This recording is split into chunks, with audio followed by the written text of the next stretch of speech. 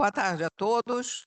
É com muito prazer que a Academia Nacional de Medicina começa hoje à tarde uma discussão, aliás, não começa, continua hoje à tarde a discussão sobre inteligência artificial na saúde, desafios legislativos e impactos no avanço tecnológico no Brasil. Esse simpósio foi organizado e coordenado pelos acadêmicos Giovanni Guido Cerri e Marcelo Morales, que eu convido imediatamente para tomar assento à mesa, por favor. Nós hoje contamos com a ilustre presença do senador astronauta Marcos Pontes, que eu também gostaria de chamar para a mesa, por favor.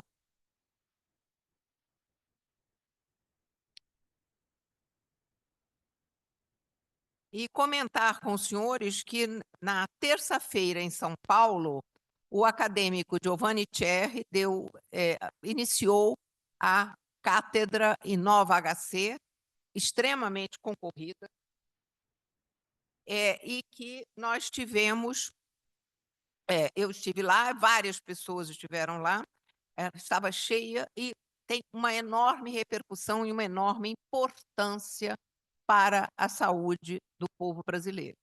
Então, eu queria cumprimentar e parabenizar o acadêmico Giovanni Cerri pela iniciativa. Vou comentar de novo sobre isso quando nós iniciarmos a sessão das 6 horas. E agora eu queria dar início ao nosso simpósio com a coordenação do acadêmico Giovanni Cerri. Por favor.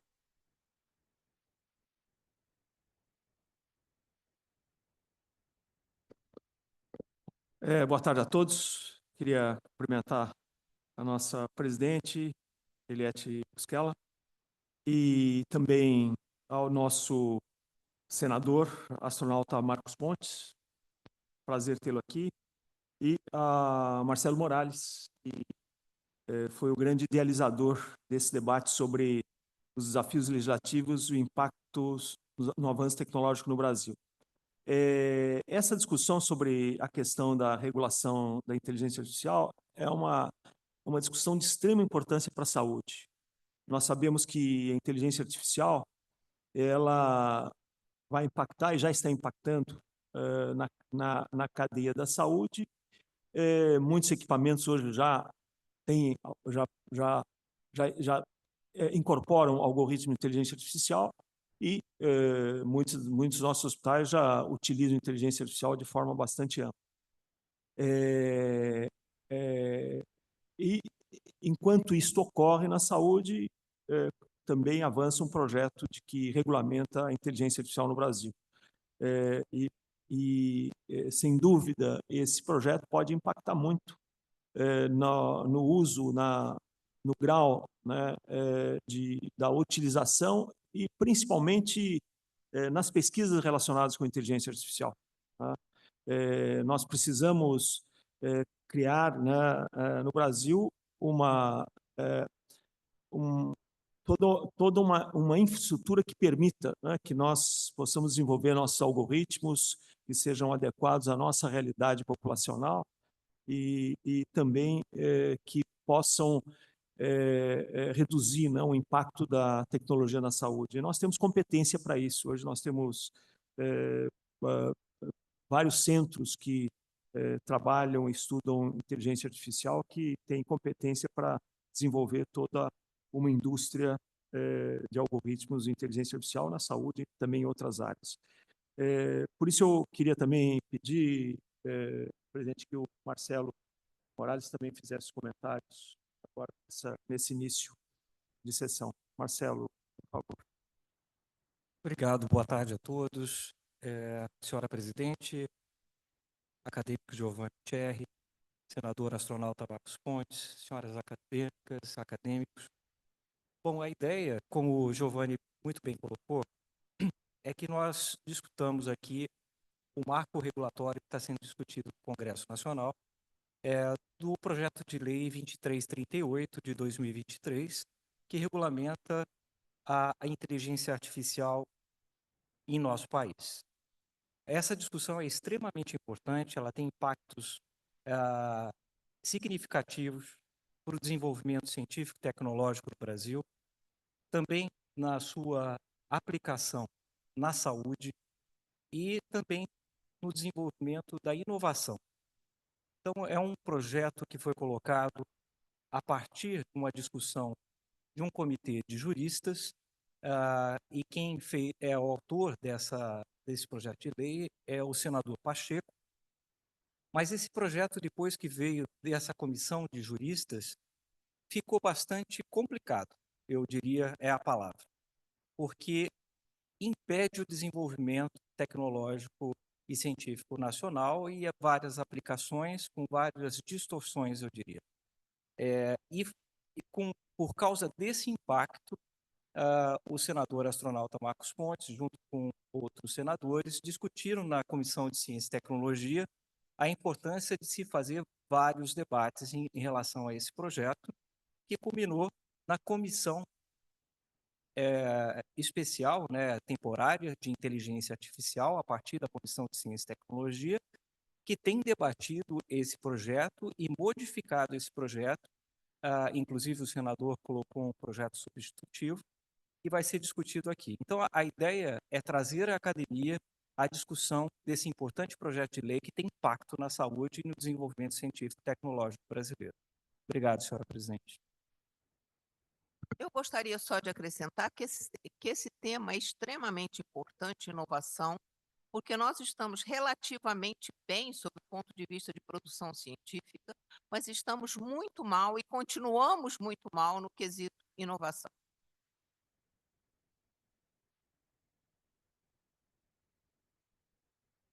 Eu acho que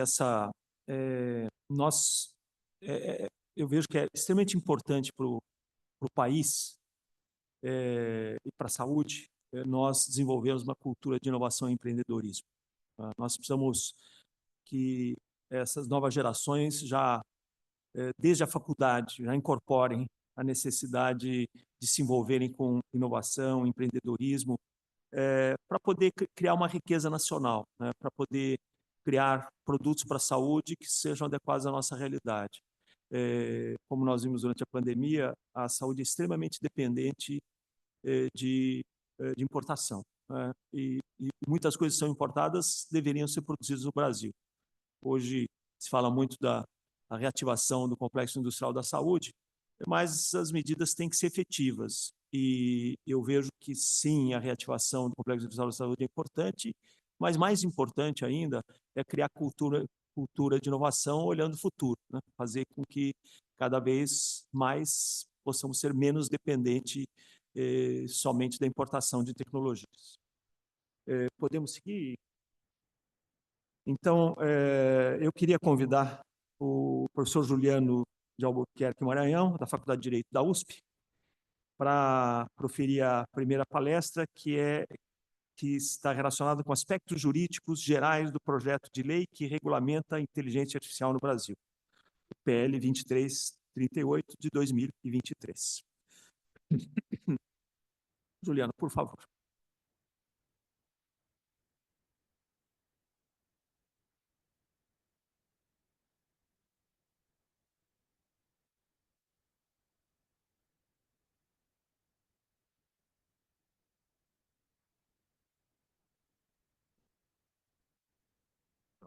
Boa tarde a todos. Primeiro, eu gostaria de agradecer pelo convite e registrar que, para mim, é uma honra abrir os trabalhos de discussão desse tema tão importante na Academia Brasileira de Medicina. Meu pai era médico, cirurgião pediatra, e eu tenho profunda admiração pelos médicos ou pela medicina em geral, como ciência e também como prática, né?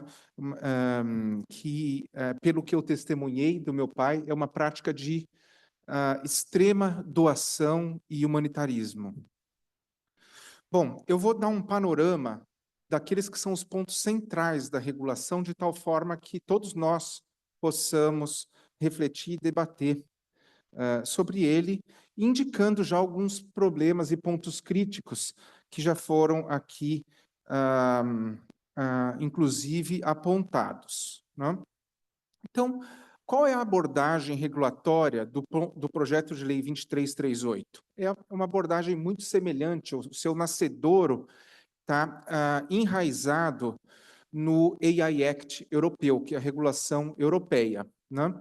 E procurei organizar em torno de 4 perguntas centrais como é essa abordagem, né? Então, primeiro, para que regular? A regulação, ela tem por objetivo proteger. Qual o bem que se busca proteger com essa regulação? São direitos humanos que podem ser impactados pela inteligência artificial, né? E podem ser impactados em função de riscos que a inteligência artificial pode trazer em relação aos cidadãos, que estão ligados ao risco de erro, que pode trazer impactos, em particular em medicina, graves na vida, saúde, o risco de discriminação, que pode ser incorporado em sistemas de inteligência artificial, a opacidade ou falta de transparência, que pode afetar o exercício de direitos, né, quando os sistemas automatizados impactam direitos individuais, e a privacidade, tendo em vista que o processamento de dados pode trazer inferências sobre identidades individuais. Então, o objetivo é proteger esses direitos. E qual é o instrumento utilizado por essas legislações para a proteção desses direitos? O instrumento é a previsão de medidas de governança e obrigações quanto a medidas de gestão de risco por organizações de todos os setores que desenvolvam sistemas de inteligência artificial ou que apliquem sistemas de inteligência artificial, né? E a ideia é adotar essas melhores práticas de governança quanto a esses riscos. Mas como eu utilizo esse instrumento? A solução apontada em diferentes legislações no AI Act e no PL 2338 é a chamada abordagem baseada em riscos. Ou seja, a legislação traz como instrumento obrigações de governança, mas essas obrigações de governança variam conforme o risco associado à inteligência, ao tipo de inteligência artificial, né? Existem sistemas que são considerados de risco inadmissível, esses são proibidos, né? Existem sistemas de inteligência artificial que são de alto risco, aqueles ligados à aplicação no setor médico, em grande parte pela legislação, essa é uma questão também, são ligados a sistemas de inteligência artificial, são considerados ou classificados como de alto risco, e aqueles que não são de alto risco. Então, sistemas que não são classificados como de alto risco estão sujeitos a determinadas obrigações de governança, né? Agora, os de alto risco são sujeitos a obrigações mais amplas, a mais obrigações e mais aprofundadas de governança para a gestão de risco. Então, é assim que a lei está estruturada, né? E quem aplica? Uma autoridade central nacional de inteligência artificial faz a fiscalização para verificar se as organizações implementam ou não aquelas medidas de gestão de riscos. Essa é a estrutura da lei. Mas existe, então, se a ideia é comprometer as organizações com as melhores práticas de gestão de riscos, e quais são essas melhores práticas? Em geral, há um certo consenso sobre quais são as medidas, né? Por exemplo, fazer uma análise de impacto dos riscos do sistema, realizar uma documentação do desenvolvimento do software, o monitoramento da operação do software, uma gestão de dados de modo a não violar a privacidade e evitar discriminações, né, na representação da população, que é objeto do domínio de aplicação dos sistemas de IA, ter transparência quanto ao uso e quanto à explicação dos resultados, medidas de cibersegurança e testes de validação e confiabilidade dos resultados. Essas são as medidas. Em geral, há um certo consenso, até de forma transversal, que essas são medidas adequadas de gestão. O problema está em especificar como implementar essas medidas para cada setor de atividade, né? O que significa trazer explicação sobre resultados em sistemas de IA que são aplicados aos tribunais? E o que significa trazer explicação dos resultados com equipamentos médicos que incorporam o IA em terapias ou então o uso de IA para diagnóstico médico?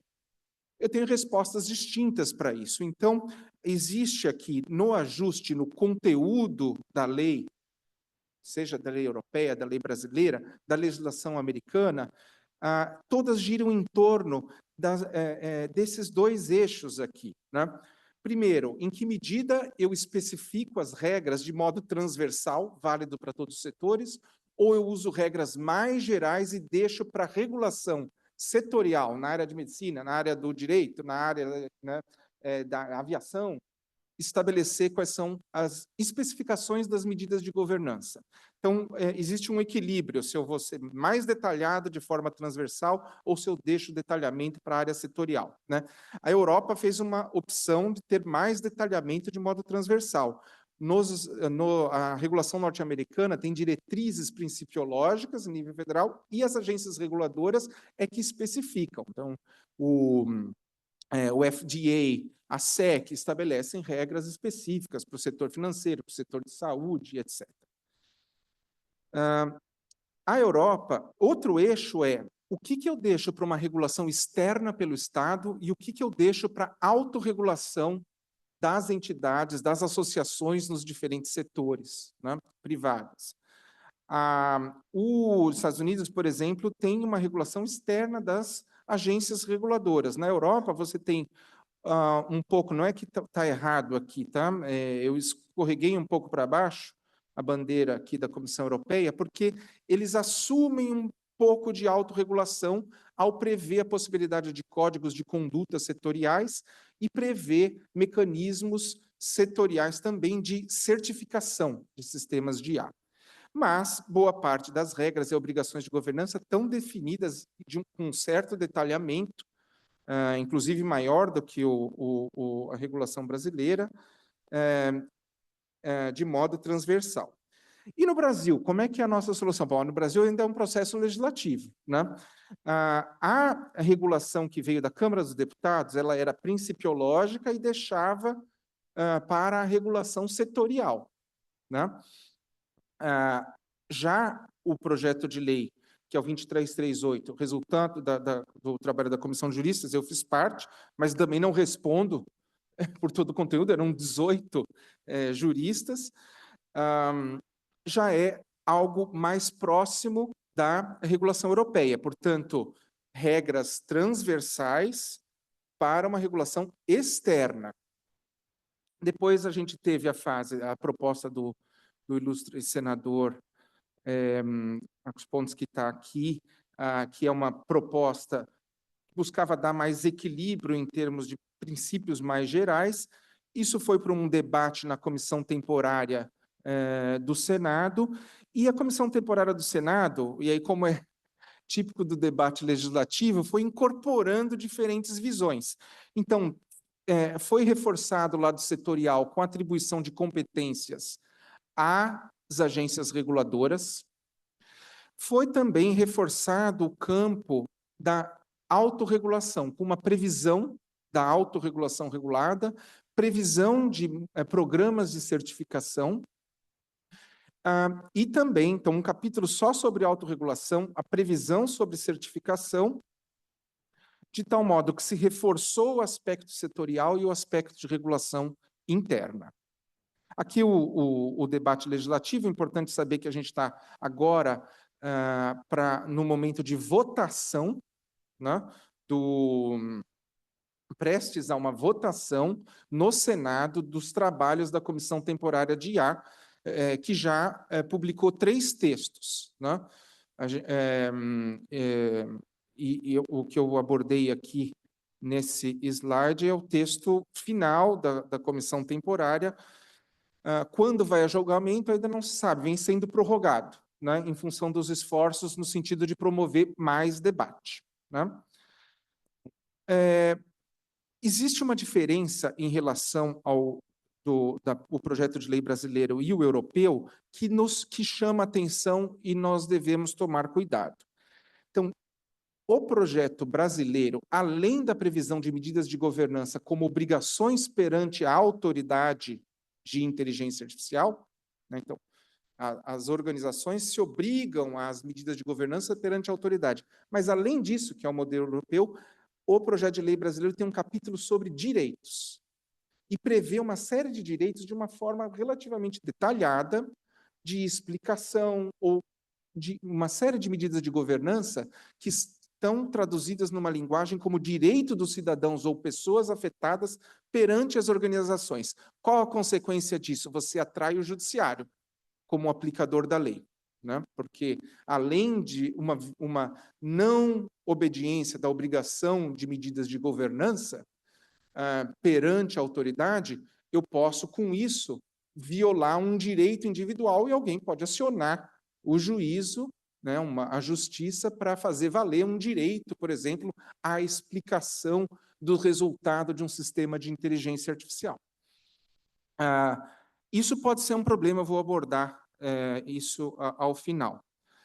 Já falei da incorporação dos aspectos setoriais, incorporação de mecanismos de autorregulação, e também a lei brasileira traz algumas previsões interessantes sobre diretrizes para investimento e diretrizes para sustentabilidade ambiental e impactos sociais sobre o trabalho. Ali não tem obrigações, mas diretrizes e programas em relação a isso. Mas deixa eu voltar para os problemas para reflexão aqui, né? Uma delas é a previsão de direitos que pode levar à judicialização. A outra é uma possível potencial insegurança jurídica, e isso pode afetar o investimento e também o desenvolvimento de pesquisa.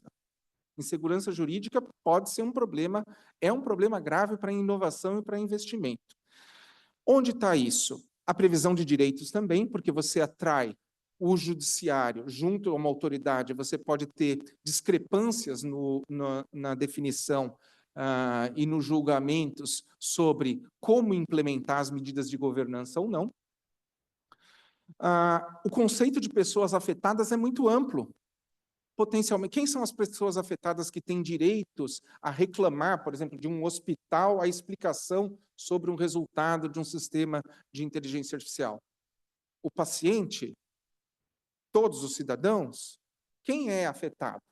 Não é? É quem sofreu um dano? Não está claro isso. O judiciário pode interpretar de uma forma, a autoridade de IA está prevista pode interpretar de outra, em segurança jurídica.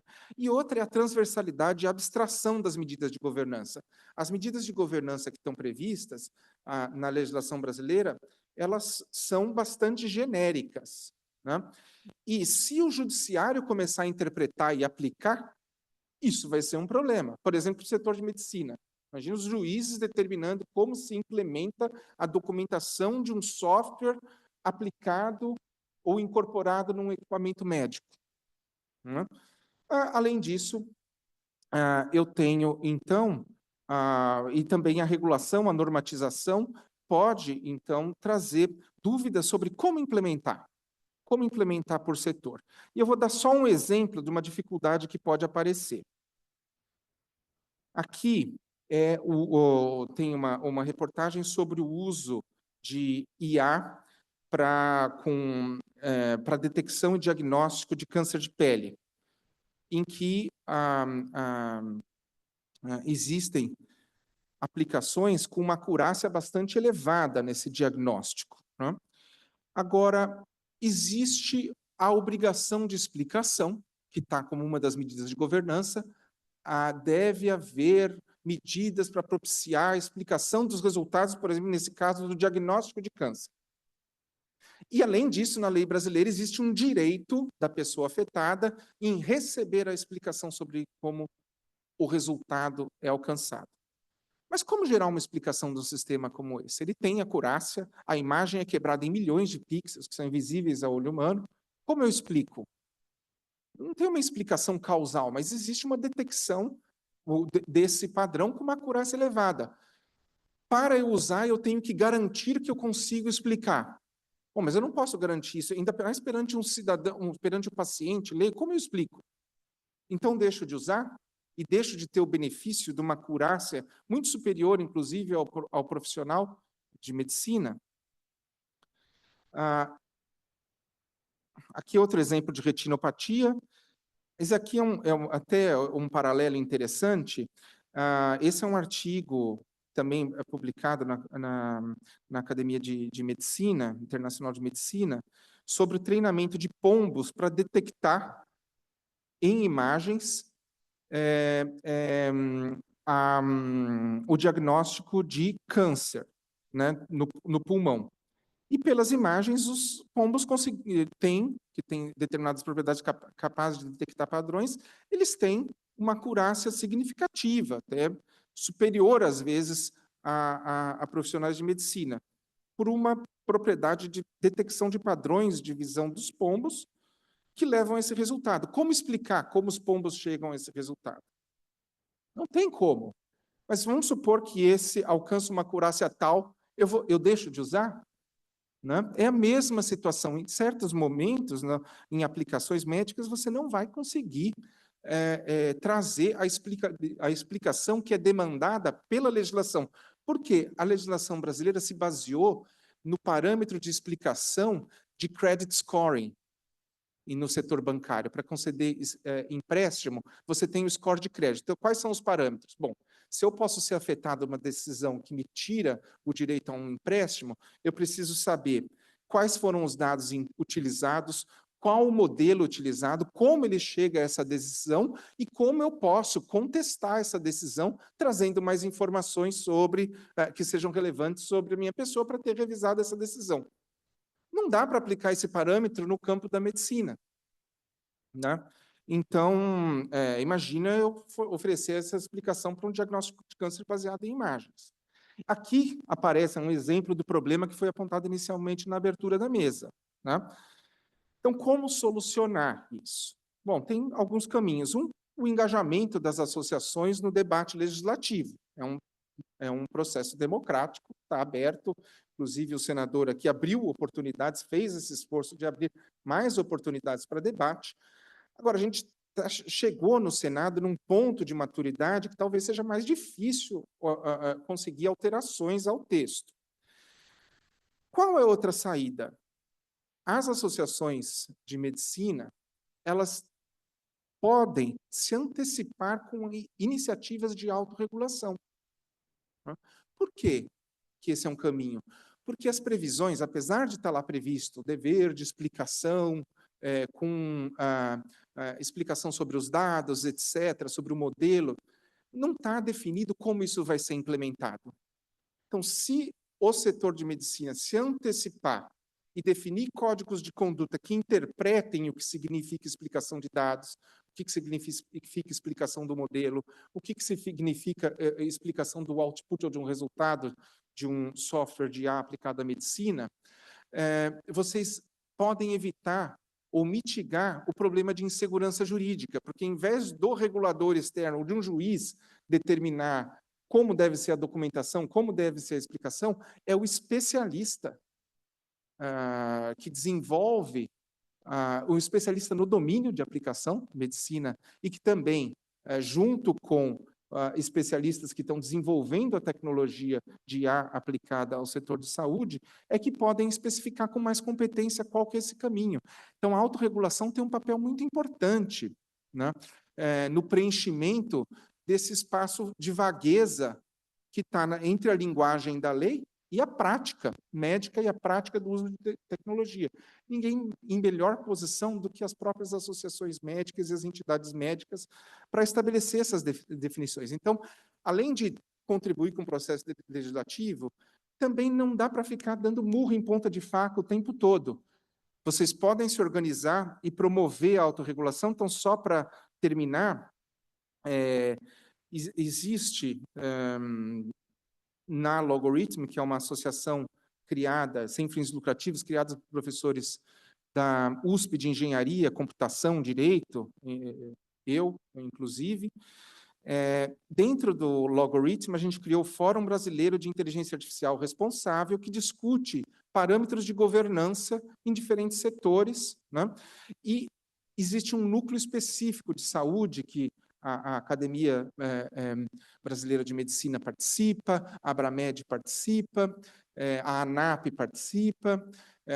Então, nesse núcleo, e todos aqui estão convidados a participar, uma das ideias é justamente começar a pensar como pode ser esses códigos de conduta, como esses parâmetros de governança podem ser implementados de uma tal forma a fomentar, a fazer com que o setor se antecipe e defina as próprias medidas de governança. Se eu tenho isso já bem definido, as autoridades externas vão primeiro consultar as entidades especializadas sobre como implementar, e não estabelecer de forma externa e com possíveis prejuízos à inovação e ao desenvolvimento, quais seriam essas regras.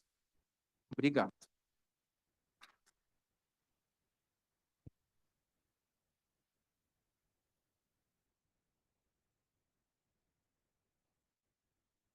Muito obrigado, professor Juliano. Gostaria de pedir que se sentasse à mesa, por favor. E agora, em seguida, nós vamos ouvir o professor Fernando José Ribeiro Salles, da Universidade Federal de Pernambuco, sobre impactos da regulamentação que afetam a pesquisa e a inovação em saúde. Professor Fernando. Boa tarde a todos e a todas. Vocês me ouvem bem? Sim, ouvimos bem. Muito obrigado, Fernando, pela sua presença. Boa tarde, professor Giovanni, em seu nome e da presidente acadêmica Eliette. Eu cumprimento a todos os presentes e agradeço pelo convite de estar participando desse momento aqui. Deixa eu só compartilhar aqui um segundo.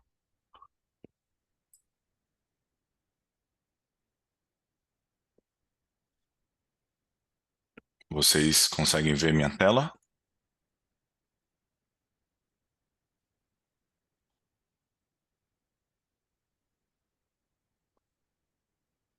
Vocês estão vendo minha tela? Tá ok?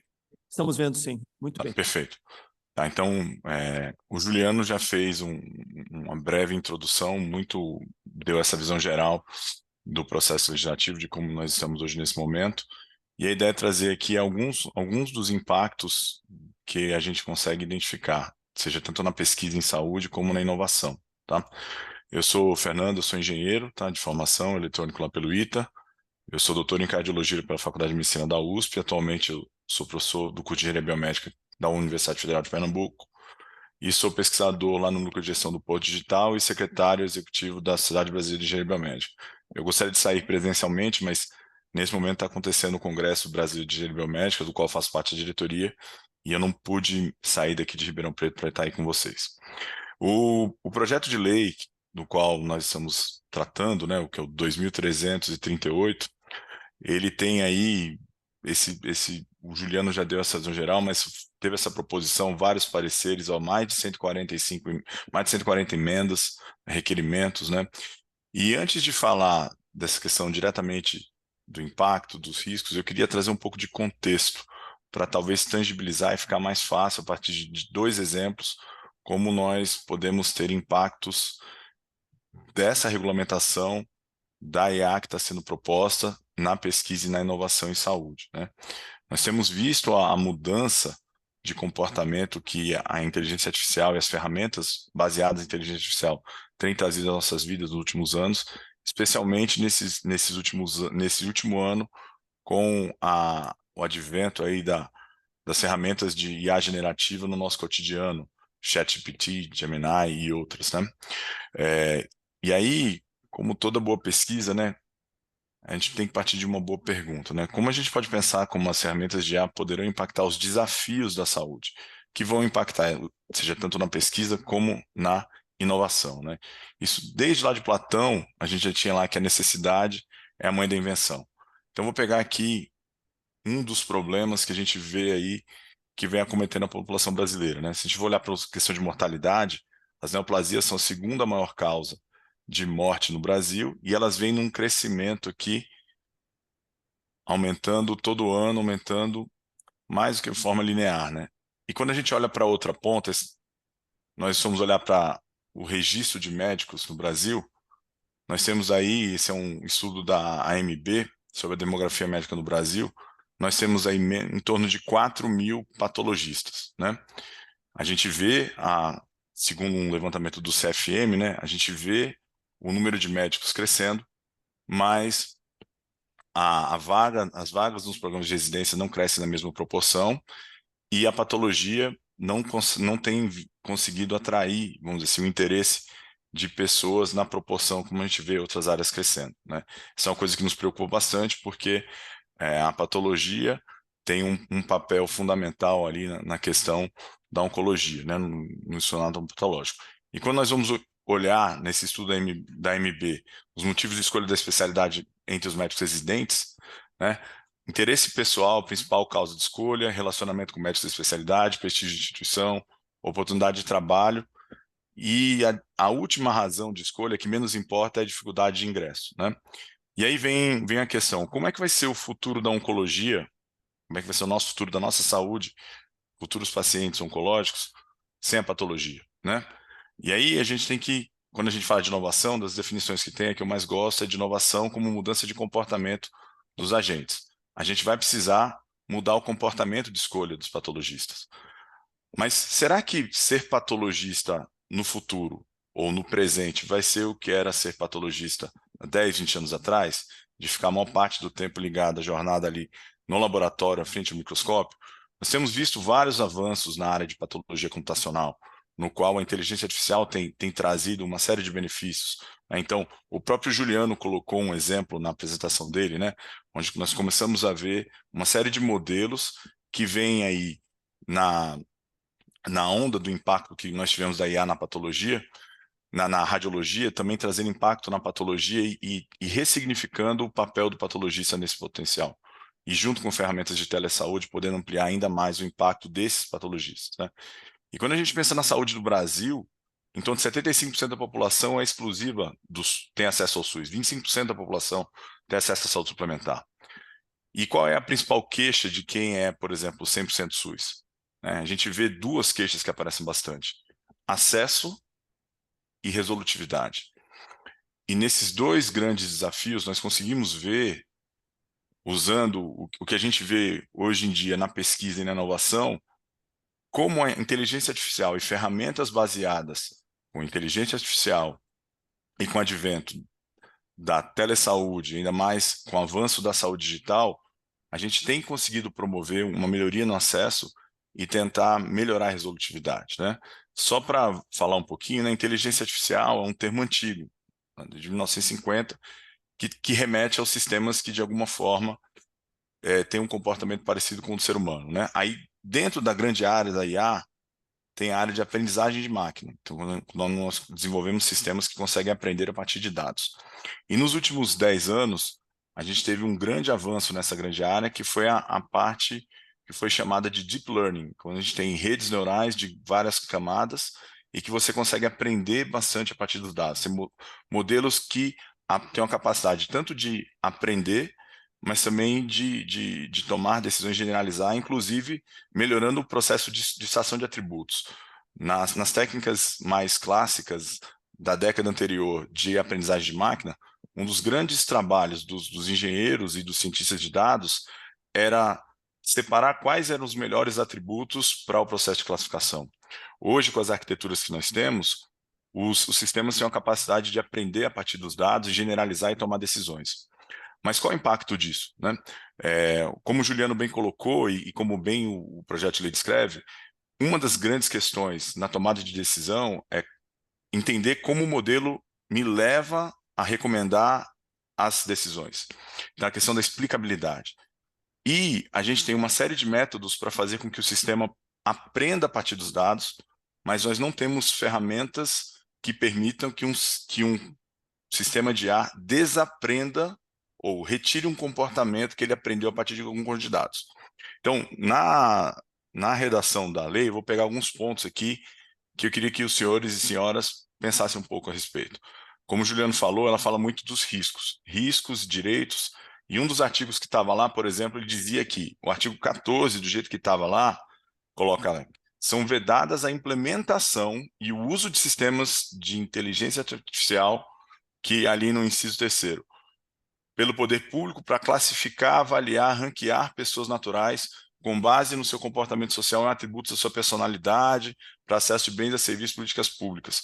Então, por exemplo, se a gente pensa se eu quiser aplicar critérios para priorizar o acesso ou priorizar o tratamento, ou no futuro tentar identificar quais são os pacientes que têm maior necessidade ou até que estão em maior risco, né? Então, do jeito que está lá hoje, essa dá uma interpretação que pode ser complicada.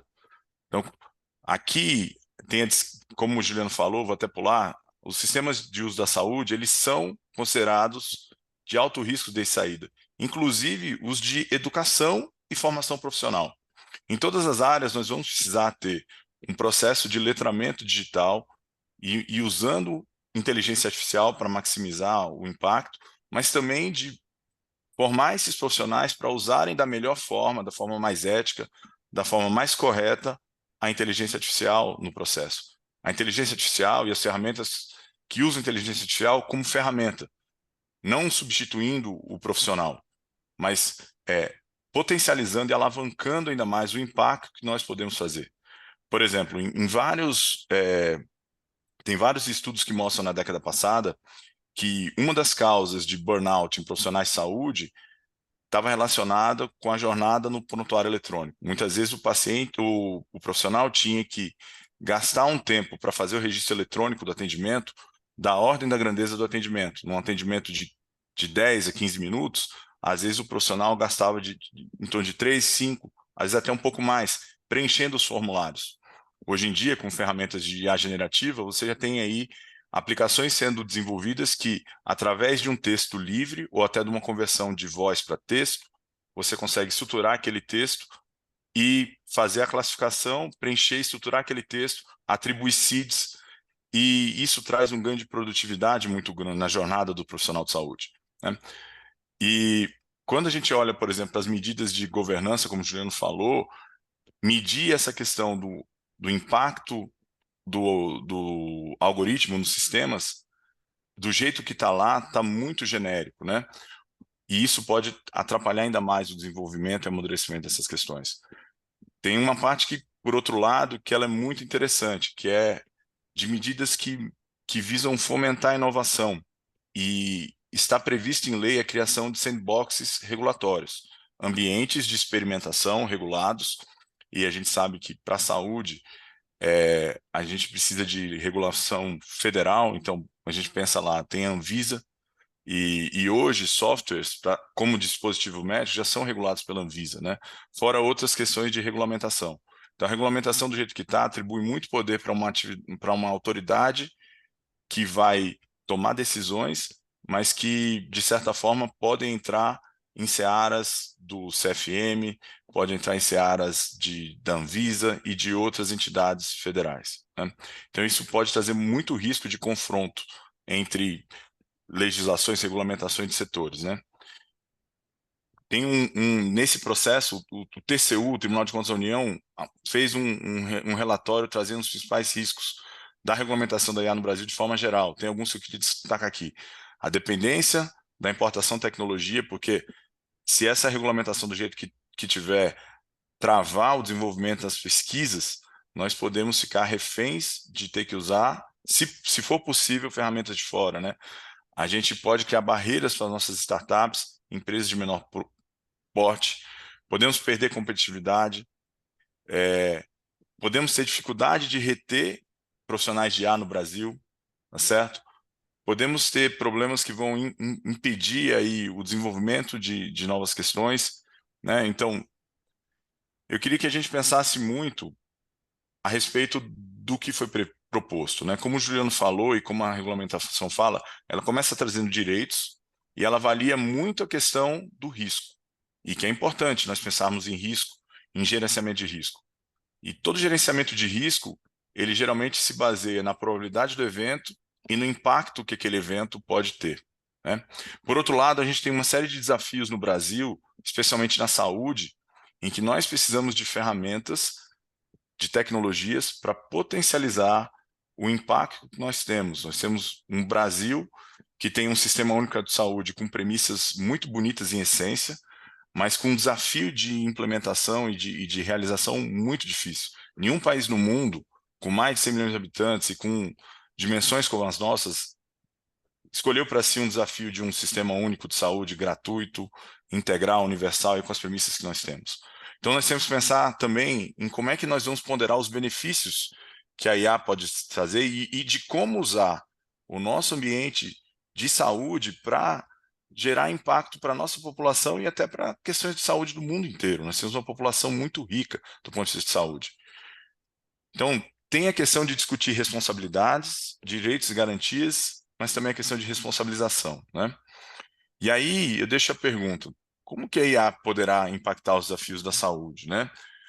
Do jeito que está hoje, como o Juliano colocou e eu tinha colocado aqui, será que ela não vai trazer mais judicialização? Nós já vemos o impacto da judicialização na saúde, em que em muitos casos ela é necessária, mas em muitos casos ela também acaba trazendo potenciais problemas, né? E aí a pergunta que eu deixo para Vossas Excelências é: o que nós queremos com essa regulamentação da IA? Eu gostaria de lembrar que Vossas Excelências são autoridades que fazem parte desse seleto grupo, do grupo mais nobre da medicina brasileira, mas todos vocês e Vossas Excelências, como todos nós, somos pacientes. O que nós queremos, tá certo? Muito obrigado.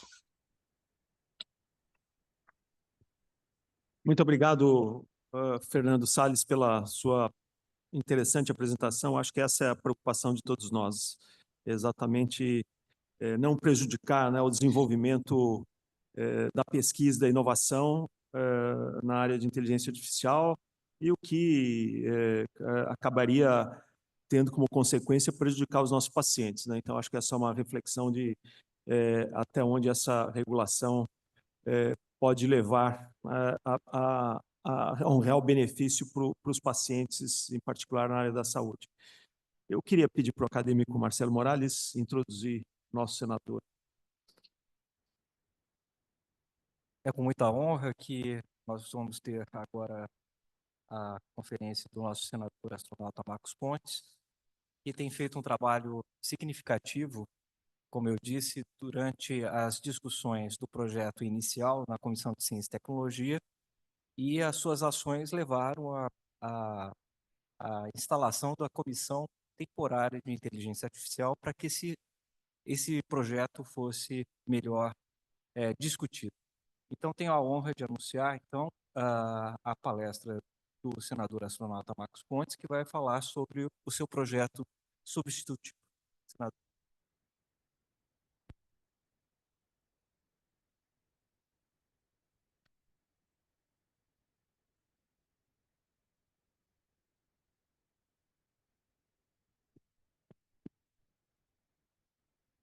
Ok, boa tarde a todos.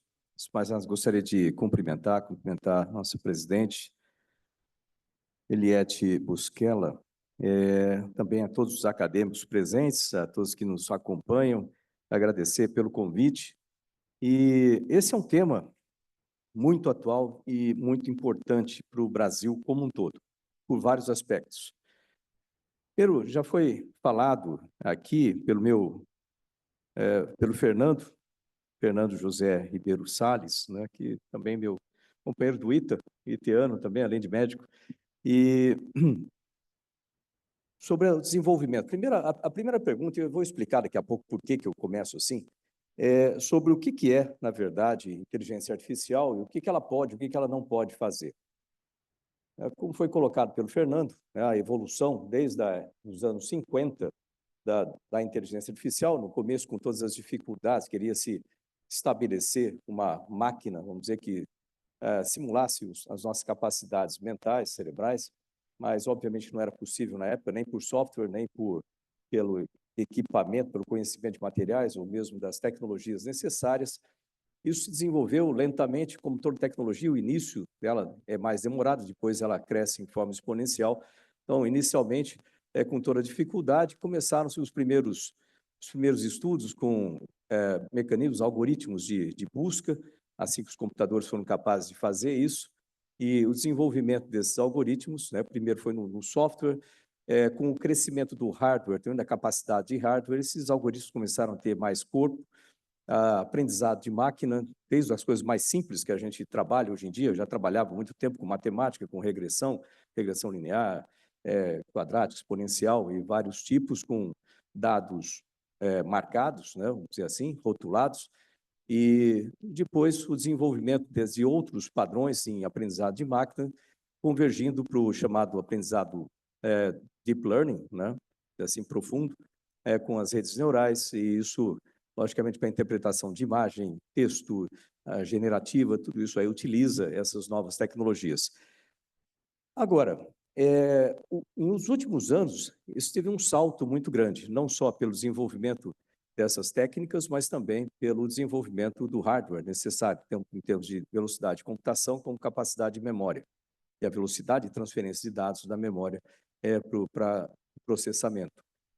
Excelente. Só que muita gente fala em inteligência artificial e imagina que vai vir um exterminador do futuro entrando pela porta e dando um monte de tiro, um monte de gente, como se aquilo fosse possível. O cinema traz uma interpretação bastante errônea da capacidade. A inteligência artificial não tem essa capacidade ainda, a gente ainda está trabalhando com a inteligência artificial focada em alguns assuntos, não chegamos no ponto da inteligência artificial geral, né, o que vai, de fato, trazer uma série de vantagens, mas até lá tem um tempo muito grande. Além disso, os sistemas atuais, nós trabalhamos, eles são basicamente centrados em um sistema central, em que nós conectamos através da internet, né, e nós usamos aquele banco de dados, usamos aquelas respostas ali, e inclusive colocadas dentro de alguns programas, escritos em Python e outras linguagens, que utilizam, né, essas interfaces para poder tomar decisões no meio do programa. Mas esse é o ponto que a gente está ainda. O futuro ainda reserva muitas coisas, como a computação quântica, com o desenvolvimento maior ainda das velocidades, né, de computação, e também, depois, a fragmentação desses sistemas centrais em sistemas independentes, como o nosso cérebro. A gente não se conecta um com o outro, né, até onde a gente conhece, não se conecta um com o outro para tomar decisões mentalmente. E, então, o desenvolvimento desses sistemas fragmentados, aí sim vai tornar tudo isso extremamente complexo do ponto de vista de regulação, que a gente vai chegar daqui a pouco aqui. Mas o fato é que esse desconhecimento do sistema e a evolução muito rápida da inteligência artificial traz desafios sem precedentes quando você pretende regular, não a tecnologia, mas a utilização daquela tecnologia. Porque regular a tecnologia é basicamente impossível, isso não seria lógico de se fazer, mas regular a utilização dessa inteligência artificial. Muitas aplicações são possíveis, necessárias, e no dia a dia a gente já usa inteligência artificial para muita coisa, inclusive no setor da saúde. E é importante ressaltar isso, que o ganho que a gente tem com a utilização de inteligência artificial é enorme. E uma das falas que eu trouxe dos Estados Unidos, em uma das minhas viagens lá para analisar a regulação, toda a legislação que eles têm trabalhado por lá, é o seguinte: é muito mais arriscado não usar a inteligência artificial do que usar a inteligência artificial. É bom ter isso aí em mente. A não utilização da inteligência artificial nos restringe de uma forma enorme em termos de desenvolvimento de novas ferramentas, novos conhecimentos que ela permite, com a velocidade extremamente grande de leitura, por exemplo, de todos os dados, a análise desses dados para chegar a certas conclusões no campo da ciência, ou mesmo a utilização direta na análise de número muito grande de diagnósticos para testes, né, para que seja feito o diagnóstico com a precisão muito grande e com a velocidade, mesmo em locais distantes, como no meio da Amazônia, enviando imagens de exames que podem ser através da nuvem, podem ser analisados, e a gente pode salvar muita gente através disso aí, né, com a utilização disso. Ferramentas que podem ajudar o médico no dia a dia, né, fazendo análise por frações de segundos nos exames dos pacientes, acompanhando o desenvolvimento e avisando quando um paciente X ou Y começa a desenvolver certos aspectos ensinados a esse sistema, né, para que ele alerte o médico. Repare que tudo isso que eu estou falando são utilizações que o médico ou profissional, ele tem a palavra final. A ação é do ser humano. A informação vem da máquina com a ação do ser humano. Isso a gente já faz há bastante tempo, só que agora faz com a ajuda de um sistema muito mais avançado para se fazer isso aí. Aí vem a parte de dificuldades que a gente tem em termos de legislação. Então, um pouquinho do histórico dessa legislação, como já foi falado aqui, só para verbalizar novamente isso, iniciou, então, lá na Câmara dos Deputados, com alguns projetos, depois no Senado, propriamente dito, então, instituiu-se uma comissão de juristas que escreveu o projeto de lei 2338, sob solicitação do presidente do Senado. Esse projeto, quando eu cheguei no Senado, ele já estava pronto, precisaria ser analisado, inicialmente ia ser analisado pela Comissão de Ciência e Tecnologia, da qual eu faço parte. Eu solicitei, então, a criação de uma subcomissão para análise de inteligência artificial, isso para reduzir o tempo de uso da comissão, porque eu sabia que a discussão ia ser bastante intensa. A princípio foi negado e depois foi percebido que seria muito difícil o trabalho ali, então foi criada uma comissão temporária de inteligência artificial, da qual eu sou o vice-presidente. Eu solicitei de imediato a convocação de várias audiências públicas. Talvez tenha sido o tema com mais audiências públicas no Senado. Por quê? 2 pontos. Primeiro, porque a gente precisa ter a participação da sociedade civil para discutir um tema de enorme importância, que é uma ferramenta que se distribui por todas as áreas, literalmente por todas as áreas. Segundo, porque quando você vê um sistema como esse, você não pode olhar só do aspecto jurídico. O aspecto jurídico é uma perspectiva, mas você tem que ver também do aspecto de fomento, ou seja, desenvolvimento, pesquisa e desenvolvimento, para que se desenvolvam novos sistemas, o aspecto de aplicação desses sistemas e o aspecto de implicação das aplicações daquele sistema. E aí, o jurídico para fazer o invólucro de tudo isso aí. Ou seja, nós temos um conjunto que tem que ser analisado e, portanto, nós precisamos chamar profissionais, especialistas dos diversos setores para discutir. Mesmo porque, e aí vem um ponto importante, que eu falei do Schwarzenegger entrando, parece uma coisa meio lúdica, mas pense no seguinte, o que é a emoção mais básica do ser humano? Medo. O ser humano tem medo daquilo que não conhece. E a inteligência artificial é algo ainda desconhecido. E isso influencia também os legisladores, influenciam as pessoas que escreveram 2338. E quando você escreve uma legislação baseada no medo, né, você tem a tendência natural de criar enormes restrições dentro dessa legislação. E isso precisa ser combatido. Por que isso aí precisa ser combatido? Eliminado essa emoção, através de conhecimento e fatos. E, para isso, as audiências públicas, para que venham os especialistas e falem os fatos e as realidades a respeito dessa tecnologia. Então, com isso, nós trouxemos lá, desde a academia, trouxemos comunidade científica, trouxemos vários setores, né, do setor produtivo, né, o setor financeiro, o setor de comércio, indústria, agronegócio, trouxemos vários dos setores regulados no Brasil, telecomunicações, saúde e assim por diante, trouxemos o governo em si para falar das suas expectativas da utilização para maior eficiência dos processos e serviços governamentais, né? E, ou seja, nós ouvimos os diversos setores e, a partir daí, nós criamos a emenda número 1, ou seja, não fui eu que escrevi a emenda 1, foi muitas mãos juntas, e dentro dessa emenda 1, quais eram, né, os objetivos, ou quais são os objetivos? Aliás, esse é o objetivo geral. Primeiro objetivo, fomentar a pesquisa e desenvolvimento de ciência e tecnologia no Brasil. Esse é um dos objetivos dessa legislação. Segundo objetivo, promover a aplicação da inteligência artificial no Brasil, de forma que isso aumente a competitividade do Brasil nos diversos setores, com a aplicação da inteligência artificial, e não o contrário, não restringir.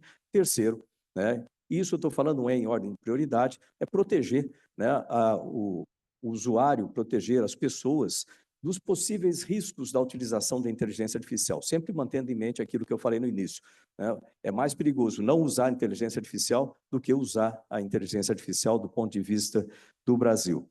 Mas aí aparecem algumas dificuldades. Vamos ver quais são as dificuldades em fazer uma legislação de inteligência artificial. A primeira delas é bem clara, que é a tecnologia evolui muito rápido. Por exemplo, quando o pessoal escreveu a 2338, não tinha generativo. Ninguém sabia, ninguém pensava nisso. Hoje tem. E aquilo, obviamente, não estava ali dentro.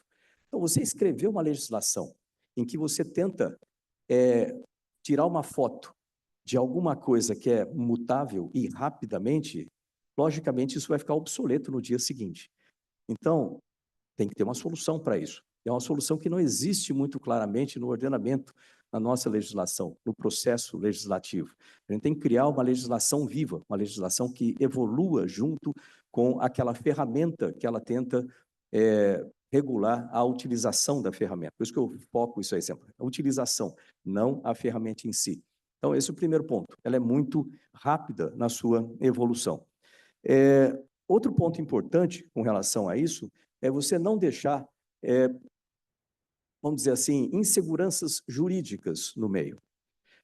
Um ponto importante, como foi adotado desde a 2338, que foi basicamente uma cópia, vamos dizer assim, muito inspirada na Europa, que, diga-se de passagem, colocou a sua legislação e teve que retirar porque ela era muito restritiva e aquilo prejudicou o mercado como um todo, então eles substituíram por uma diferente.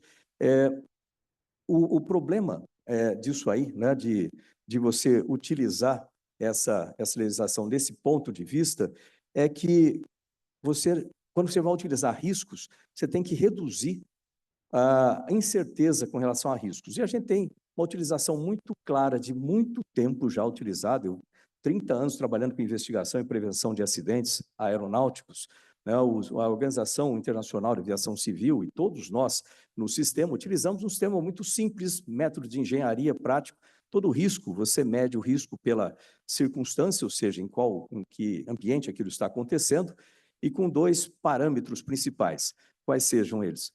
A probabilidade daquele evento acontecer e o impacto caso aquele evento aconteça. Probabilidade e evento. E a partir daí a gente numera de 1 a 5, né? Sendo 1 o baixo risco, 2 médio-baixo, 3 médio, 3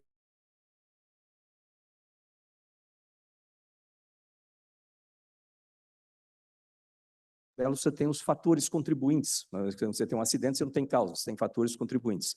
Ou seja, quais são os fatores que afetam diretamente a probabilidade e o impacto? E lógico que quando você considera esses fatores, tem fatores importantes a ser considerados. A vida humana, elementos críticos do país, por exemplo, a energia do país, água, comunicações, são elementos críticos. Quando você mexe nisso aí, você pode afetar a vida de muitas pessoas, a quantidade de pessoas que você vai afetar, se aquilo afeta meio ambiente ou não, né, de uma forma drástica, e em alguns outros. E nós colocamos exatamente esse mesmo modelo nessa emenda número 1, como um anexo, né, que eu daqui a pouco já explico, que tem uma finalidade fora da lei, né, fora daquele projeto de lei, basicamente, para ser utilizado por um conjunto, um conselho formado por representantes das diversas agências reguladoras e também da sociedade civil, academia, comunidade científica, setor produtivo e etc. Um conselho que vai periodicamente analisar aquelas tabelas de risco para atualizar uma coisa que hoje é baixo risco, pode ser que amanhã, com a evolução da tecnologia, passe a ser alto risco, médio ou vice-versa, mas isso tem que ser analisado com frequência. Com isso, a gente resolve ou ajuda a mitigar o problema da obsolescência rápida de uma lei em que você coloca, como foi apresentado pelo Fernando, né, ou acho que foi você que apresentou, ele colocou ali, quando você tem alto risco declarado dentro da lei. Aquilo vai ficar obsoleto no dia seguinte. Você colocou ali, educação é alto risco. Não é, nem todos os sistemas são de alto risco. Os sistemas de assessoria, por exemplo, são muito comuns e não são de alto risco. Então, não se coloca, do meu ponto de vista, isso dentro da legislação. Tem que ficar fora e ser atualizado com frequência por quem trabalha direto aquilo na regulação. Outro ponto importante, né, dentro dessa questão, o tempo é curto aqui, mas tem vários pontos, é você colocar a pessoa no centro. O que nós estamos fazendo é para ajudar o desenvolvimento, que as pessoas tenham mais qualidade de vida, tenham mais desenvolvimento econômico, social, né, e tenham, logicamente, proteção dos seus dados pessoais, proteção com relação à ética, discriminação e tudo mais. Então, tudo isso coloca a pessoa no meio. Outro ponto importante, né, que é importante a gente pensar que nessa parte de riscos, a gente sempre leva para o usuário, mas tem também o risco da legislação afetar o usuário de forma indireta, o ser humano aqui. Se você afetar a economia do país, isso é muito fácil, uma empresa de tecnologia de informação, trabalhando com inteligência artificial, de sair do país, ir para um país vizinho, vai para os Estados Unidos, ou um país que ofereça melhores condições de desenvolvimento. E você perder empresas significa perder nota fiscal, perder empregos no Brasil. Então, a gente também tem esse risco grande econômico de você ter uma legislação restritiva. Então, tem que se tomar um cuidado muito grande com isso, além do desenvolvimento da tecnologia no Brasil. E pensa bem, se você não tem conhecimento, como é que você vai mitigar o risco de alguma coisa? E a única maneira, uma maneira mais eficiente de você ter conhecimento a respeito de um sistema é você desenvolver o sistema e utilizar o sistema. Se você utilizar o sistema de outros países, com bancos de dados em outros países, além de os biases, de desvios que podem acontecer nesses bancos de dados, porque eles não são adequados para a nossa cultura, nossa utilização, além disso, nós temos também que Não tem como você alterar isso. Portanto, você está tendo mais risco por não utilizar do que utilizar o sistema desenvolver no Brasil. Outra questão que nós colocamos na emenda 1, que foi retirada no texto final, depois da emenda 1 veio um texto final ali, não um texto final, um texto criado pelo relator, que ele ficou no meio do caminho. Ele não ficou tão restritivo como 2338, não ficou tão operacional como a emenda 1, ficou no meio do caminho e ele trouxe de volta alguns desses problemas, inclusive essa colocação da definição de riscos dentro da legislação, né? Outro ponto importante que nós tínhamos colocado, que foi retirado, é a ética do uso. Diferente de um sistema como um software comum, em que você coloca os dados no Excel, por exemplo, se você colocar dado errado, ele simplesmente dá a resposta errada e nada vai ser feito diferente. A inteligência artificial, ela aprende com o usuário. Quando você fala em deep learning, você está trabalhando com um sistema que aprende a cada momento, né, com os seus inputs. Se você observar o chat GPT, se alguém quiser testar isso, peça para ele fazer alguma coisa, depois que ele fizer, você dá um feedback para ele sobre aquele resultado que ele deu, você vai ver que ele vai aparecer atualizando memória. É porque ele está utilizando os seus dados para atualizar o que ele colocou ali para você. Ou seja, se você não tiver ética na utilização da inteligência artificial, ela vai fazer coisa errada no futuro. Lembrar que a máquina não é perfeita, né? E todos os problemas vindos de uma máquina, que é uma ferramenta, vêm do ser humano que utiliza. Não é uma faca que mata alguém. Uma faca pode servir para muita coisa interessante. O que mata é a pessoa utilizando a faca para ferir outra pessoa. Então, tem que sempre ter isso aí em mente. Outra parte é a governança. Como eu falei aqui, né, nós tínhamos pensado nessa governança espalhada, né, sendo centralizada na Autoridade Nacional de Proteção de Dados, porque, obviamente, inteligência artificial e bancos de dados são algo muito conectados, nem todos são de pessoas, mas são os mais sensíveis de pessoas, então nada mais justo do que colocar ali essa comissão, como eles já trabalham com uma comissão também, né, para proteção de dados espalhados nos vários setores. Quem entende de saúde é a Anvisa, não é a Agência de Proteção de Dados.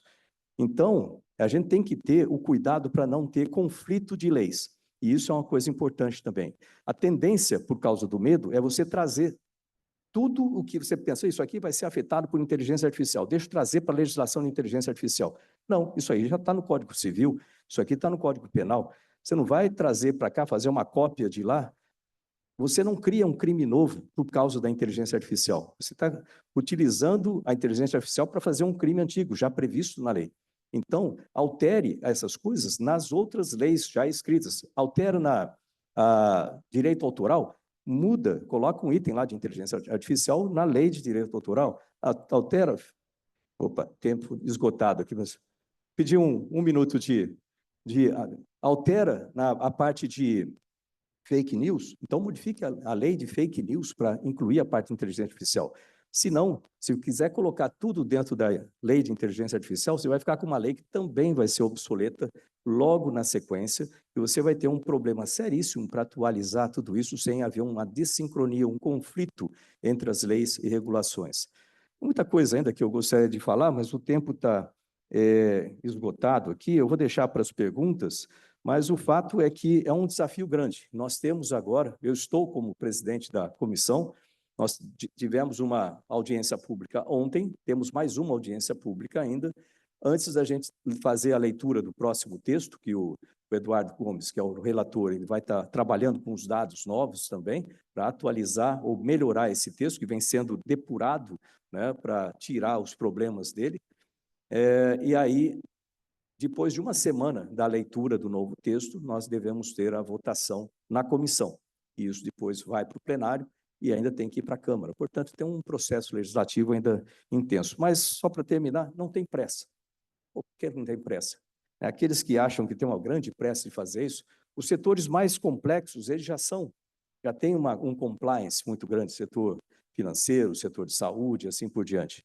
Os setores que não têm esse compliance, são setores que estão iniciando, as startups, por exemplo, elas não precisam dessa regulação ainda. Ninguém está fazendo nada que é extremamente perigoso aqui no Brasil ainda, né? E aí é interessante você olhar o que os outros países estão fazendo, para que você não cometa os erros que eles já fizeram e para que você utilize o que eles já fizeram de bom, que a nossa legislação seja mais aperfeiçoada. Então, isso é como nós estamos agora nesse sistema. Tem muita coisa, né? Muitos detalhes aí que a gente pode discutir, técnicos com relação a banco de dados, com relação à questão que foi falada de como que você vai fazer, explicar como que uma decisão foi tomada, como que aquilo chegou. Isso é praticamente impossível e completamente restritivo.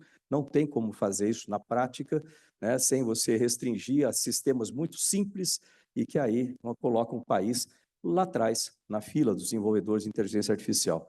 Eu tenho aqui uma lista também de muita coisa que a gente tem trabalhado com medicina, depois eu aproveito o momento aqui durante as perguntas para a gente falar de outros projetos que a gente tem trabalhado também junto com o setor de medicina. Agradeço muito a oportunidade, desculpa aí pela passagem de 1 minuto aí do tempo, né? Comum para parlamentar, a gente fala muito, mas eu acho que a gente tem que ter mais ação também dentro disso e contem comigo lá no Senado. Obrigado.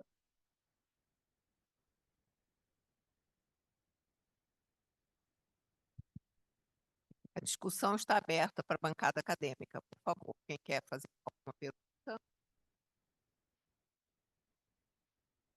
Acadêmico Rossano Fiorelli, fazer alguns comentários? Você gostaria de vir para a mesa, por favor, acadêmico? Posso ficar daqui, presidente. Excelentíssimo presidente, acadêmica Eliette Busquelar, acadêmicos Giovanni Thierry e Marcelo Moraes, muito obrigado pelo convite para comentar essa mesa espetacular sobre inteligência artificial, que é o tema do momento, né? E eu me debrucei esse fim de semana estudando a PL 2338, para não falar besteira aqui. Na realidade, o projeto que tenta regulamentar a inteligência artificial no Brasil busca criar um marco legal para orientar o desenvolvimento, a implementação e o uso da inteligência artificial no país. Essa regulamentação é uma resposta à crescente presença da inteligência artificial em vários setores, no momento, principalmente no setor de saúde, na imaginologia, e a necessidade de proteger os direitos fundamentais, promover a inovação e garantir a segurança jurídica, que é a alma mater de qualquer nação democrática.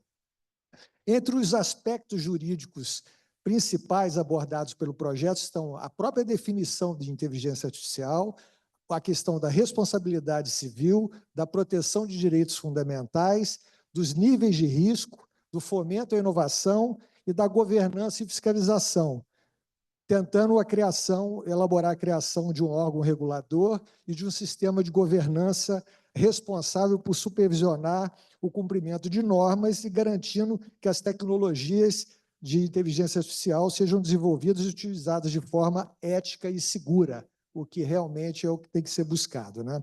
Essa regulamentação ela está alinhada, de uma certa forma, com as iniciativas globais, principalmente, como dito aqui, a proposta da União Europeia, né, para a regulamentação da inteligência artificial e busca posicionar o Brasil como um líder na discussão sobre o curso e o uso responsável, ético e seguro dessa tecnologia. As apresentações realmente foram muito interessantes. Eu vou começar fazendo um comentário sobre o do professor Maranhão, que destacou a complexidade da PL 2338 em balancear a inovação e a proteção de direitos, algo particularmente importante quando falamos no setor de saúde, onde a regulamentação pode ter um impacto direto na qualidade e na segurança dos serviços, né? Eu perguntaria ao senhor como esse projeto de lei poderá influenciar o acesso da população às novas tecnologias de inteligência artificial na saúde, especialmente nos termos de equidade social. Existem dispositivos específicos no projeto que podem garantir que essas tecnologias cheguem a todos os níveis da sociedade? Minha pergunta para o professor Maranhão. Com relação à apresentação do professor Salles, que fez uma abordagem sobre os impactos da regulamentação no ambiente da pesquisa, trouxe à tona um ponto crucial, a necessidade de encontrar um equilíbrio que permita o avanço da inovação sem impor obstáculos excessivos, especialmente no campo da saúde, onde a inovação pode salvar vidas. E considerando o cenário, professor Salles, o cenário atual de pesquisa no Brasil, como a regulamentação proposta pode facilitar ou dificultar a implementação de novas tecnologias de inteligência artificial nos sistemas públicos e privados da saúde, o que pode ser feito para incentivar a pesquisa em inteligência artificial no Brasil, considerando o grande êxodo de pesquisadores para países estrangeiros. E o nosso senador astronauta Pontes, né, teve uma apresentação sobre essa emenda substitutiva, a PL 2338, ele estudou alguns pontos críticos que podem trazer maior flexibilidade e adaptação à legislação, em um campo que está em rápida transformação, como a inteligência artificial de saúde. Veja bem, como dito aqui, mesmo a inteligência artificial já tendo sido descrita por Minsky em 1950, já se vão quase 70 anos no Vale do Silício, há cerca de 3 anos é que ela realmente vem tendo um incremento assim, de forma muito incomensurável, né? Senador, na sua visão, como a emenda substitutiva pode garantir que o Brasil esteja na vanguarda da inovação em inteligência artificial, sem comprometer a segurança dos pacientes e a ética em saúde? Há previsões de incentivos ou mecanismos que promovam a colaboração entre o setor público e privado para o desenvolvimento, principalmente nesse momento em que essa parceria, de uma certa forma, é controversa no governo atual? Muito obrigado. Muito obrigado, acadêmico Rossano Fiorelli. Então, eu queria primeiro que o professor Juliano respondesse a pergunta do acadêmico Rossano. Muito interessante a pergunta, e principalmente porque ela amarra pontos importantes das diferentes apresentações, né? Esse projeto de lei, ele é voltado principalmente para a proteção de direitos individuais, como eu falei. Então, não é objeto ali da regulação a proteção de interesses coletivos, por exemplo, impactos sobre o trabalho, impactos ambientais. Você tem uma previsão, mas não tem obrigações específicas relativas a isso. O ponto que foi tocado aqui é como garantir o acesso. Existe uma obrigação, e inclusive prevista na Constituição, sobre acesso universal à saúde, né? Mas aí isso se conecta com o que o senador Marcos Pontes colocou. Eu não posso olhar só para a regulação de inteligência artificial, mas a sua conexão com as regulações das diferentes atividades. Então, o acesso à saúde, o acesso universal à saúde, na regulação do setor de medicina, é uma preocupação importante. Mas isso significa que a legislação de IA não vai, de forma alguma, tratar ou impactar o acesso universal à saúde? Não, pode impactar. Então, um exemplo, vamos pegar o exemplo específico que eu dei sobre, eu não falei muito sobre ele, vou aproveitar e falar sobre diagnóstico de retinopatia por imagens de foto dos olhos. Isso é uma tecnologia nova e extremamente importante para um país como o Brasil, em que boa parte da população não tem acesso com frequência a centros hospitalares para fazer esses exames, cidadãos que sejam diabéticos e que façam esses exames. E as complicações podem levar à cegueira, né? Então, ter essa ferramenta com um diagnóstico à distância, né, com uma pessoa numa região distante, pode tirar a foto com o equipamento da córnea e receber uma análise preliminar de triagem sobre o risco de retinopatia, né? Propiciar a esse paciente a explicação de como o diagnóstico é chegado não é simples. Talvez não seja possível, né? Isso vai... a regulação que se exigir uma explicação detalhada, pode impossibilitar o uso e afetar o acesso à saúde de boa parte da população. Então, tem que tomar cuidado, embora não seja objeto regular acesso universal à saúde, determinadas exigências em relação ao exercício de direitos individuais, que é o foco da legislação, pode criar certos problemas, né? Outro ponto no mesmo exemplo, você pode ter nesse diagnóstico falsos positivos ou pode ter falsos negativos, nesse diagnóstico de retinopatia, né? E a regulação, um dos elementos de governança é testes de confiabilidade e de acurácia.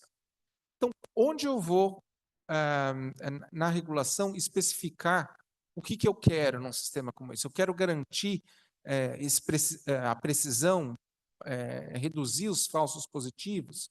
Se eu reduzir os falsos positivos, nesse caso, eu vou beneficiar o sistema de saúde no sentido de reduzir custos. Vão ser menos pacientes para ser atendidos pelo médico. Mas talvez seja mais importante, no Brasil, reduzir os falsos negativos, porque a consequência é grave dos pacientes de cegueira, e se a boa parte da população brasileira tem acesso com pouca frequência a centros de saúde, isso pode trazer um agravamento para o paciente. Então, a regulação sobre o que vai ser, como vai ser a governança da confiabilidade dos testes de validação e de acurácia. Isso está previsto de forma genérica, mas se a gente deixar por uma autoridade regular de modo geral, você pode afetar o acesso à saúde. Por isso que eu chamei a atenção, é importante que o setor de medicina comece a ganhar corpo e trabalhar numa autorregulação, porque vocês têm a expertise, vocês já têm uma tradição de autorregulação, tanto de certificação das especialidades, da ética médica, bastante evoluída, né? Então, acho que vocês estão prontos para dar esse passo em autorregular o uso da tecnologia como prática médica. Muito obrigado, professor Juliano. Pediria para o professor Fernando Salles também responder o questionamento do acadêmico Fiorelli. Perfeito. Eu queria agradecer a pergunta do acadêmico. Acho que a inteligência artificial, como método, ela pode ser usada na saúde em várias áreas de pesquisa. A gente tem desde a pesquisa básica, onde nós temos visto avanços, por exemplo, na otimização do processo de descoberta de fármacos. Então, você tem modelos que vão tentar representar a interação entre os potenciais fármacos e os anticorpos, e você consegue restringir o horizonte de busca e fazer com que esse tempo de descoberta, de sair do modelo até a ponta, seja mais rápido, né? A gente consegue também ter estudos que usam modelos de IA para testar a eficácia de drogas que já são conhecidas, que já tem estudo de segurança para reposicionamento para outras aplicações. A gente tem várias aplicações no contexto do diagnóstico por imagem. A área de radiologia foi a área que mais avançou na adoção da IA, e a gente vê os impactos aí em várias áreas, mas também no monitoramento, na predição de eventos adversos. Então, por exemplo, condições como a sepse, né, que ela é uma condição que ela é bastante prevalente aí no nosso sistema. Tem um estudo brasileiro que foi feito no final da década passada, que dizia que em torno de 30% dos leitos do Brasil tinham pacientes em sepse, publicada no Lancet, e que a gente sabe que ela tem um grande risco de morte, também um grande aumento de custo. Então, tem várias ferramentas hoje que já estão sendo utilizadas para predizer o risco de sepse do paciente para você entrar com um tratamento precoce, né? O grande ponto das ferramentas, desses métodos de IA, é que eles usam dados para serem testados.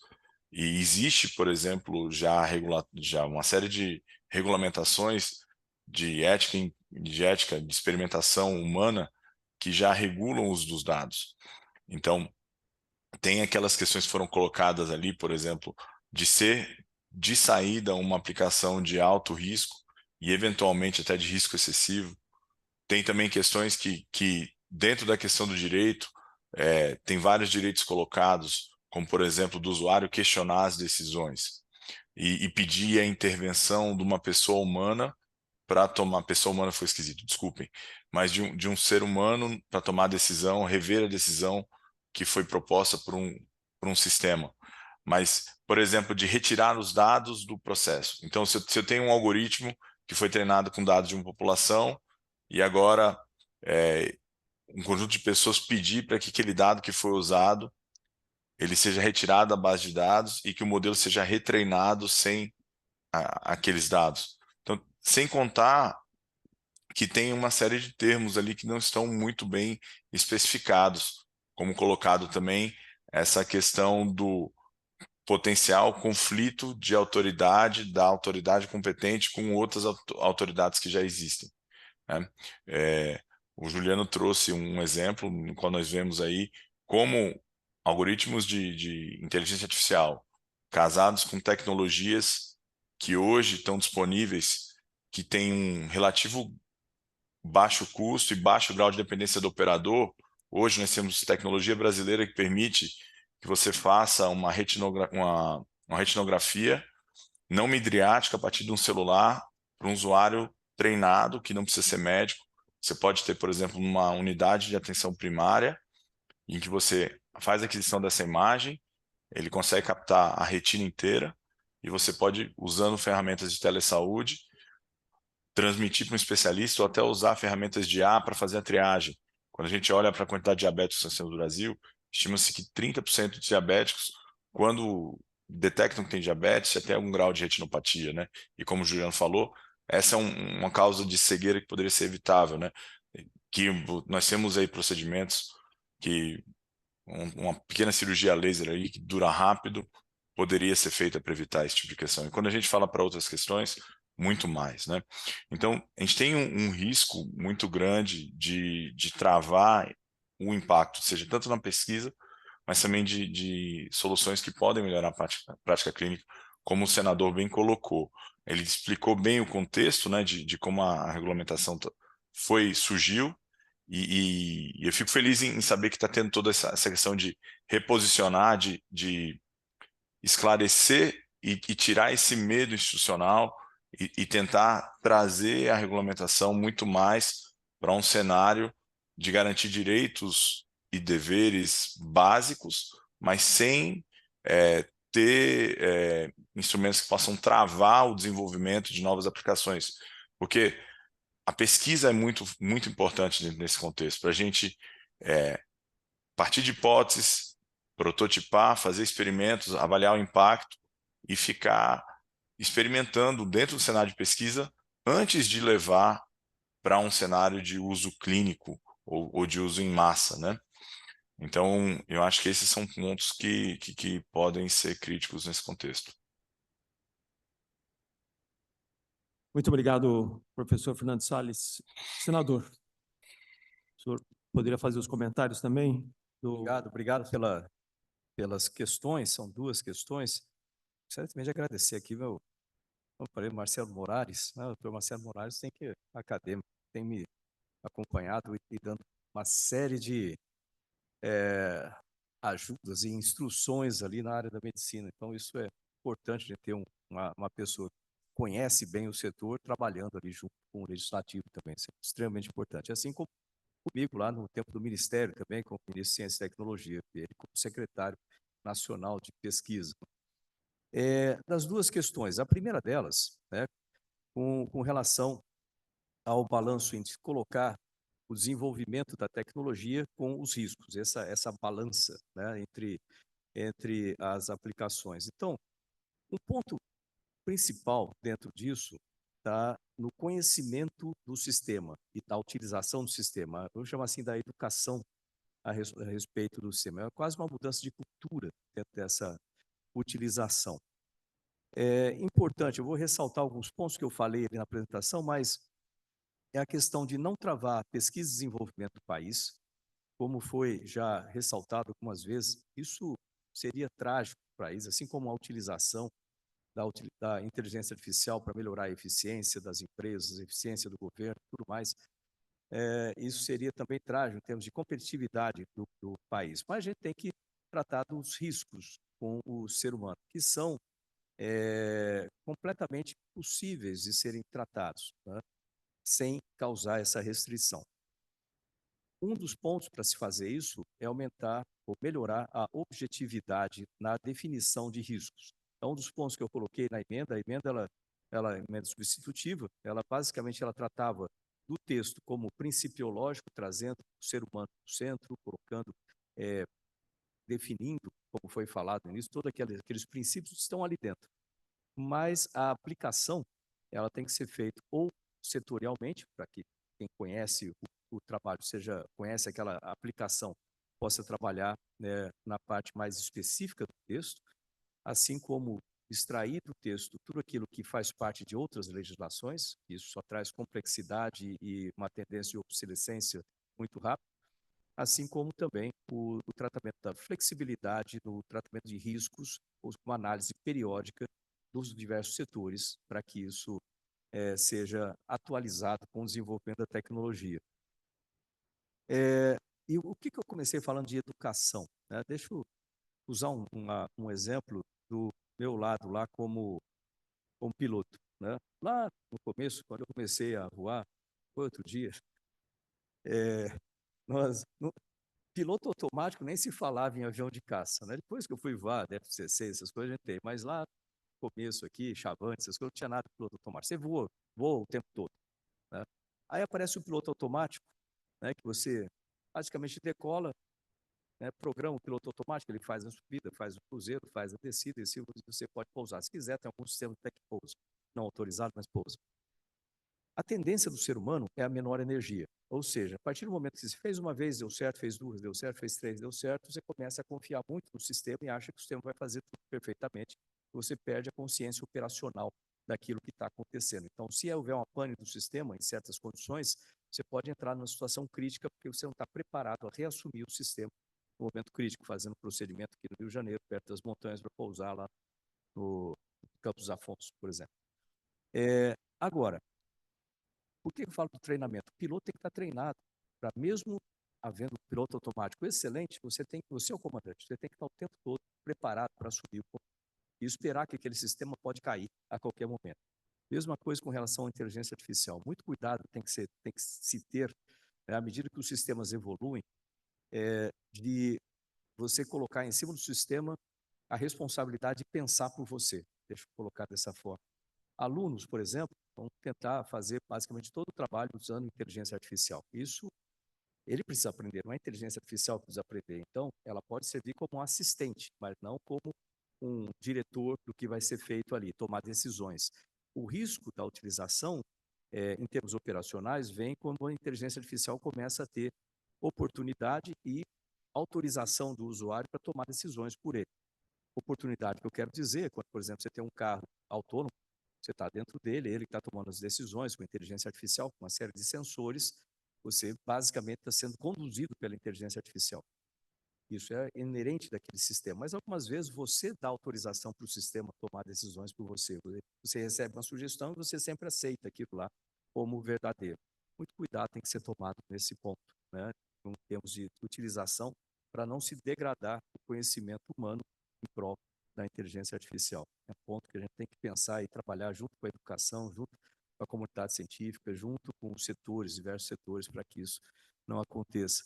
Esse uso objetivo da definição de riscos também é um ponto extremamente importante, porque no momento em que você tem uma definição incerta do que é alto risco, e aquilo vai ser definido, em última instância, por uma comissão que vai definir o certo ou errado, se aquilo é ou não, isso aí a gente coloca na mão de seres humanos, aí vem o oposto, você colocar na mão de seres humanos decisões que podem trazer uma complicação jurídica muito grande. Então, isso tem que se tomar cuidado, porque isso vai aumentar o risco da utilização, inclusive pela, vamos dizer assim, falta de critério, talvez, na escolha do que é alto risco ou não é alto risco. Portanto, uma definição mais objetiva ajuda na proteção também.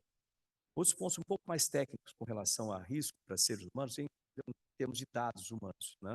A utilização de dados, tanto para testes quanto para treinamento, testes e utilização de inteligência artificial com dados de pessoas. Aí tem toda a questão de proteção de dados, mas toda esse arcabouço já está na Lei Geral de Proteção de Dados. A gente precisa repetir isso dentro da Lei de Inteligência Artificial, como eu falei anteriormente. Isso causa só complicação. e a tendência de se utilizar bancos de dados parciais. Quando eu digo parcial, parcial nos dois sentidos da língua portuguesa, parcial tanto por incompleto ou parcial no sentido de ter uma tendência dentro dos bancos de dados. Isso pode causar ética, discriminação. Vou dar um exemplo simples aqui também para isso ficar... Por exemplo, se você for utilizar a inteligência artificial para fazer reconhecimento facial, a gente já usa isso, na verdade, bastante no nosso celular, etc. Não sei se alguém já teve experiência, provavelmente todo mundo que usa essa parte. Se você tentar fazer isso à noite, tá na sua cama ali, você vai querer ler alguma coisa que não tem senha, tem o seu rosto sem, às vezes ele erra, você tem que digitar uma senha ali, porque ele não conseguiu distinguir o seu rosto, certo? O sistema ainda tem limitações. Imagine que você vai utilizar um sistema para inteligência artificial para fazer reconhecimento e apreensão de pessoas em locais públicos. Se aquilo funcionar errado, você vai estar submetendo, e de repente uma pessoa que não é culpada, ela está sendo ali aprisionada, tem toda a questão moral ali também, é um vexame, vamos chamar assim. Você não vai expor as pessoas a isso contando com um erro da inteligência artificial que pode cometer, principalmente se a pessoa for uma pessoa preta, negra, certo? Porque, naturalmente, quando você tira fotos, se você vê uma série de brancos e um negro no centro, você vai ver que é mais difícil você reconhecer, dependendo das condições de luz, é mais difícil você reconhecer aquela pessoa do que as brancas. Isso aí existe, não é que o sistema é racista, mas é uma limitação do sistema. Portanto, na utilização do sistema, tem que se tomar cuidado, não utilizar a inteligência artificial como único recurso para você ir lá e buscar uma pessoa, porque você pode cometer erros sérios, e isso não é bom. Então, é uma questão de aprender a utilizar também o sistema dentro das suas limitações. Na segunda questão, com relação ao fomento. Eu, quando era ministro de Ciência, Tecnologia e Inovações, eu fiz uma análise SWOT, durante o período de transição, e 2 setores saltaram como setores importantes para desenvolvimento do país, para aplicação de recursos limitados, você tem que escolher o que fazer, de forma que você tenha maior eficiência com o dinheiro público. 2 setores, um era a biotecnologia, que se provou extremamente importante, visto que a gente teve uma pandemia depois, eu obviamente não sabia que ia ter uma pandemia em 2018, no final de 2018, mas a gente já começou a investir com isso. Inclusive o Marcelo Morales aqui, o doutor Marcelo Morales, que deu umas diretrizes para a criação da rede vírus, uma série de coisas. Ótimo. O outro setor, transformação digital. A gente conseguiu dar salto enorme naquela época, durante a nossa gestão, em termos de transformação digital no Brasil. O Brasil é um dos primeiros em transformação digital. Excelente, inclui inteligência artificial, internet das coisas, e colocamos ali 8 centros de inteligência artificial baseados nisso. Então, junto com a FAPESP, junto com o CGI, colocamos 8 centros de inteligência artificial em 4 áreas. Saúde 4.0, indústria 4.0, agricultura 4.0 e cidades inteligentes. 8 centros de inteligência artificial. Hoje eles são 10. Esse centro não é um centro só, é a cabeça de uma rede que conectam outros centros do Brasil que trabalham no mesmo setor.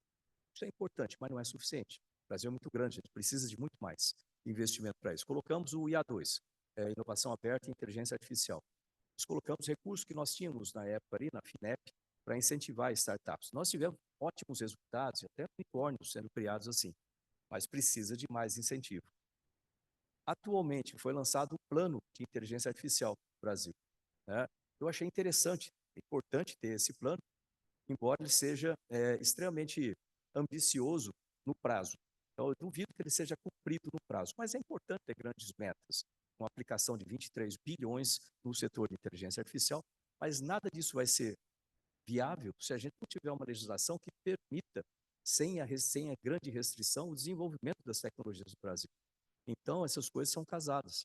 Portanto, é possível, inclusive com o setor privado participando, muito importante, mas, de novo, bate nessa parte. A gente precisa melhorar ainda esse texto da maneira como está, para tirar as restrições e permitir com mais liberdade a pesquisa, o desenvolvimento e a aplicação da inteligência artificial no Brasil. Esse é um ponto crucial, a gente está discutindo esses dias, eu espero que a gente resolva na comissão, para não ter que fazer emendas depois, na sequência do trabalho legislativo. Obrigado. Muito obrigado, senador. Eu concordo plenamente com o senador que o maior risco para o paciente é que não se utilize inteligência artificial. Inteligência artificial, nessa era de transformação digital, essas tecnologias que podem vir justamente da sustentabilidade para o sistema de saúde. Hoje nós, através das nossas tecnologias, nós podemos melhorar o acesso, podemos melhorar a qualidade do diagnóstico, a segurança do paciente. melhorar a eficiência do sistema. Então, as novas tecnologias é que podem ajudar justamente a enfrentarmos essa mudança, né, esse aumento, né, do custo de saúde em razão do envelhecimento populacional. Então, nós precisamos dessas novas tecnologias. Eu diria que a inteligência artificial ela foi mal vendida, né, porque mesmo para os radiologistas, né, no começo dizia que o radiologista desaparecia por causa da inteligência artificial. Hoje nós sabemos que a inteligência artificial é uma ferramenta que o radiologista vai ter que usar, né? O radiologista, obrigatoriamente, vai usar a ferramenta de inteligência artificial, como a maior parte dos médicos, profissionais de saúde. Então, inibirmos o seu uso é um desserviço para a saúde. E isso de ver a inteligência artificial como ameaça, eu acho que é isso que acabou gerando, né, um projeto de lei tão restritivo, né? Eu acho que realmente nós precisamos conscientizar, né, os nossos parlamentares que a inteligência artificial é um enorme aliado para a saúde e esperamos que pouco a pouco, né, eu acho que o projeto de lei tem evoluído, mas acho que ainda temos um caminho para percorrer, senador. Exato. Com a fala do acadêmico Giovanni Cerri, nós damos por encerrada essa primeira parte do simpósio e eu convido a todos para o chá acadêmico e voltaremos às 6 horas. Obrigada.